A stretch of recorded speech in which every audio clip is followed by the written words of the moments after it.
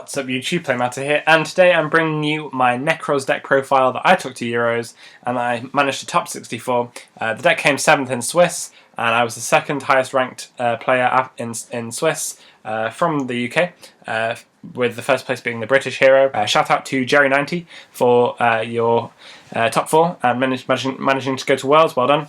I hope that we can be friends after the whole salty video thing that I did.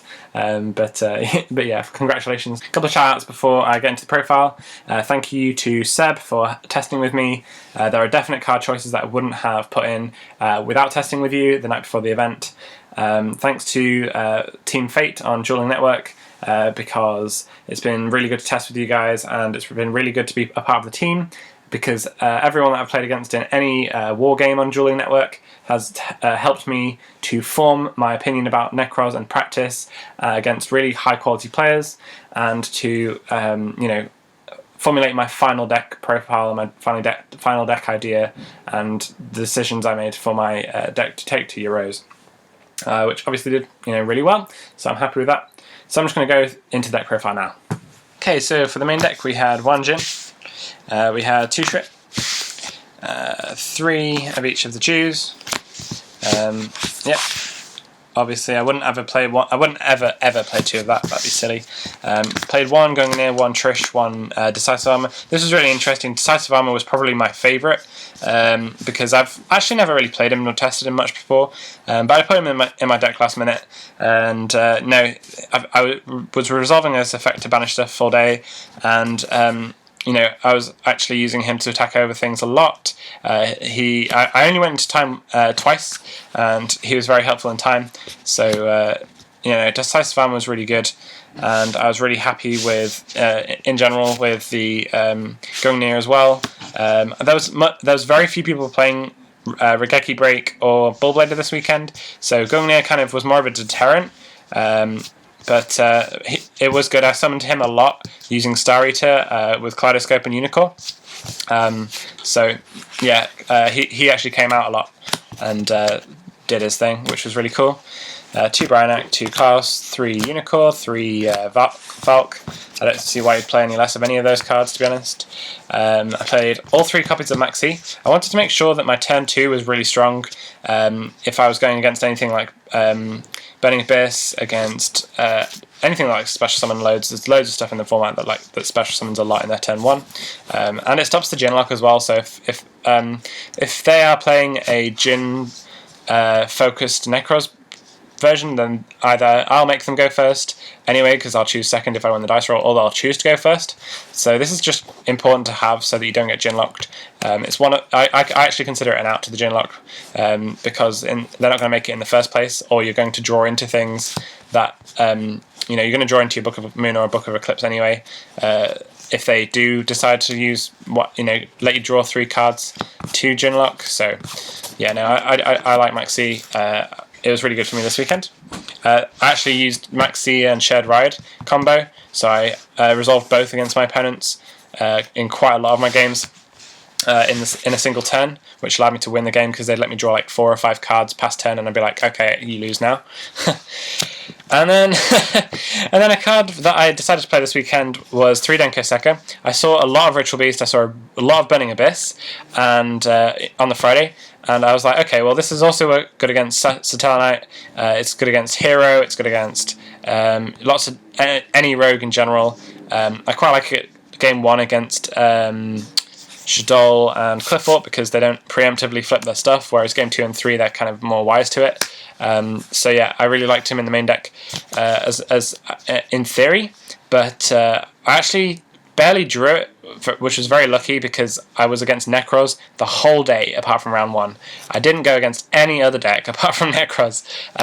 So he was actually a bit of a hindrance, but I think that I managed to top 64 even with 3 Denko in my deck. Going against Nekroz so many times was just, it just proves how much I've tested this mirror match, and how much, I know the Nekroz mirror match. And obviously I got lucky with my draws as well, but I consistently managed to plough my way through a lot of the field of Nekroz players with all their different varieties and tactics and techs and all that. So I think I used him once in the mirror match to use for a cycle, so I would summon Unicorn with him.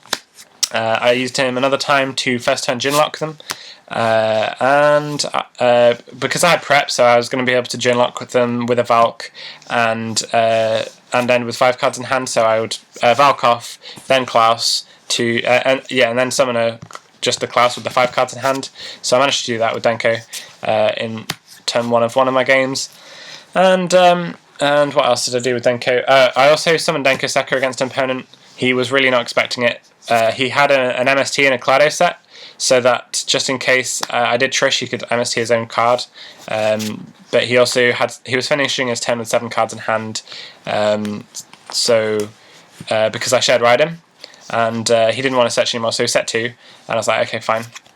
And then so I didn't, rather than trishing him, I just kind of went summon Denko Sekka, and he was like, oh. And then in the following turn, in that same turn, I managed to resolve a Lava Chain and a Daigosto Emerald effect, and he then following turn he Book of Eclipses me, and I have the Valk, so he MSTs his own Kaleido before this gets flipped face back up again. But he's under shared ride, and I draw into like my 10th card when I draw for turn, so he's obviously lost at that point. So Denko Sekka was really kind of just a random level 4 with 1700 attack. Very little, very little in the way of did I use his effect, and I sided him out every single game 2 and 3 because I was very careful to look at how many cards my opponent was siding out. Nobody smoke screened me. They were often only siding between 3 and 4 cards against me because people were main decking the shared rides. A lot of my opponents were main decking shared ride, but they never had shared ride when I had Denko, and I never had Denko when they had shared ride. So it was kind of pointless. It didn't actually do what I thought it would, but I would still play it because of BA and Ritual Beast and Satella Knight were all decks that did well, and that this deck likes to be able to have an instant win card against. Denko Sekka was pretty much just a level 4. For my spells, I had Prep, I had 2 Kaleido, 2 Mirror, 2 Cycle. I definitely wouldn't ever consider playing a 3rd Cycle. I have tested it, but in the actual tournament, I drew 2 Cycles in a row, and it lost me the game. And then 2 Eclipse, 1 Book of Moon as my Jin outs. These are my only Jin outs. I didn't play Rota because I was scared about how much people are main decking Mistake. I've seen Ritual Beast main deck mistakes. I've seen BA main deck mistakes. I've seen Yang Zing main deck mistakes. I've seen obviously Shadol's main deck it as well. If I get Ginlocked, I get Ginlocked, but people really aren't going for that sort of Ginlock tactic because so many people have outs to Ginlock, including Rotas, that I think people are relying on it a lot less, and I think I definitely abused that this weekend. I got, as I say, I only lost to the Ginlock once all weekend, which was when I got Ginlock Trished. And then that Trish actually hit the Book of Eclipse in my hand, so I only had 2 left in the whole deck, and then he got DQ'd. And then finally 2 main deck shared rides. It was really, really, really good because obviously I played nothing but mirrors for 10 rounds after the first round. It was absolutely fantastic. Then onto the side, or should I do the extra? I'll do the extra, because the side, I only really used 5 cards because I only went against Nekroz. Cowboy, I used him. Castell, I used that. Rhapsody, I used him. Dweller, I used him. The Constellar Diamond and Patol, I think I used these to put the nail in the coffin in round 1 against the Stoll player. Exciton Knight, I used this against the mirror match, which won me the game. In time in one of the rounds. I think it might have been the final round of day 1 or the first round of day 2. I don't know. So yeah, I used to Excite Knight and it won me the game at some point.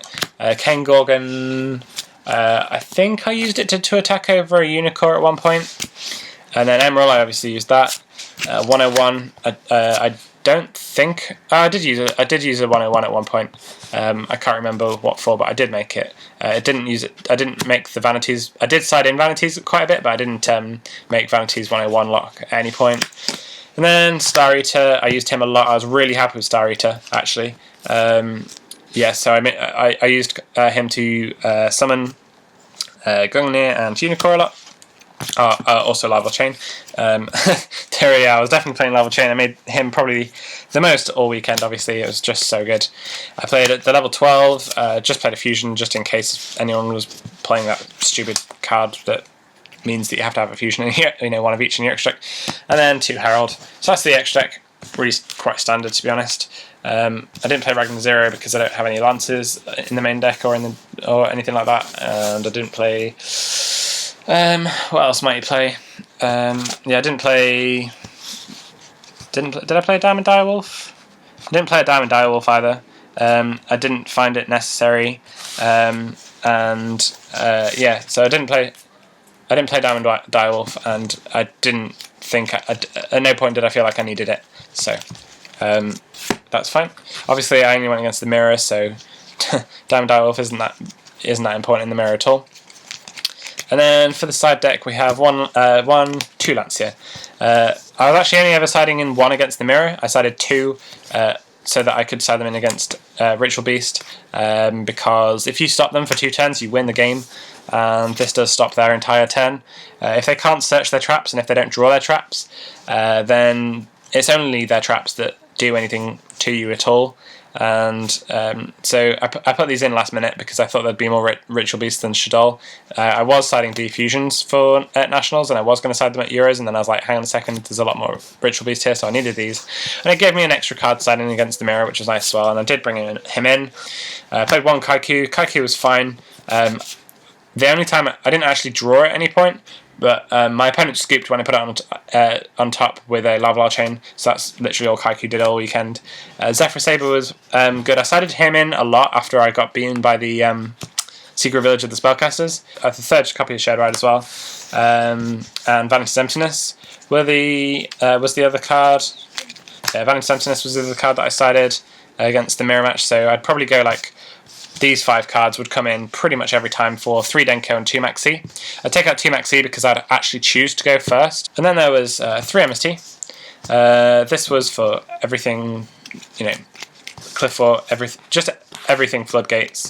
Royal Decree, and then Cliff Fort I would bring in 2 Full House instead, because if you resolve against them, you win. And then I played a Forbidden Chalice as well for Shaddolls, and I also sided it in if I'm ever going anywhere near to time on the round, I also sided it in so that I could attack over monsters that my monsters can't usually attack over. It's also sided in against anything that sides in Fiends, so BA, yeah, so I can use it against a Noatilis, I can use it against any of the Fiends, and I've got Kaiku and Zephyr Saber are my outs to Spell Canceller, because this can just attack over it, and this can allow me to Ritual Summon and then attack over it anyway. Thanks for watching this video, guys. I know it's been a long video, and I know that Nekroz isn't that much of an interesting deck or whatever, but I topped Euros, and I'm happy, so I decided to make a nice long video explaining cards, choices, and if you're into Nekroz, you might be quite interested in my thoughts about the deck.